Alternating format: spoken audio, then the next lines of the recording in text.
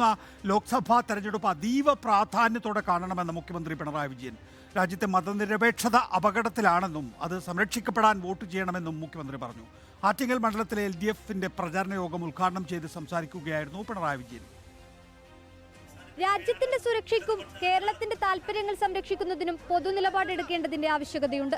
ഈ തെരഞ്ഞെടുപ്പിൽ അത് പ്രതിഫലിക്കണം. മതേതരത്വം സംരക്ഷിക്കപ്പെടാൻ വേണ്ടിയുള്ള തിരഞ്ഞെടുപ്പാകണമെന്നും മുഖ്യമന്ത്രി പറഞ്ഞു. രാഷ്ട്രം ഉയർത്തുന്ന എല്ലാ മൂല്യങ്ങളും അപകടപ്പെട്ടുകൊണ്ടിരിക്കുന്നു.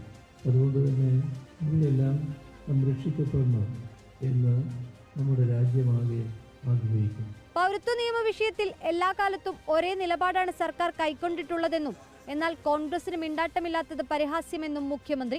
രാജ്യത്തുള്ള ലോകത്തുള്ള എല്ലാ കാര്യങ്ങളെക്കുറിച്ചും അദ്ദേഹം പ്രതികരിക്കുന്നുണ്ടായി. ഇതിനെപ്പറ്റി മാത്രമല്ല, അവരുടെ പ്രകടന പത്രികയുടെ കോപ്പി പരസ്യമായി കാണിച്ചു. ഈ പറഞ്ഞ പൗരത്വ നിയമ ഭേദഗതി എന്ന ഒരു കാര്യമേ അതിലില്ല. അങ്ങനെ വാക്കുപോലും. കേരള വിരുദ്ധ വികാരമാണ് BJP-യെയും കോൺഗ്രസിനെയും നയിക്കുന്നത്.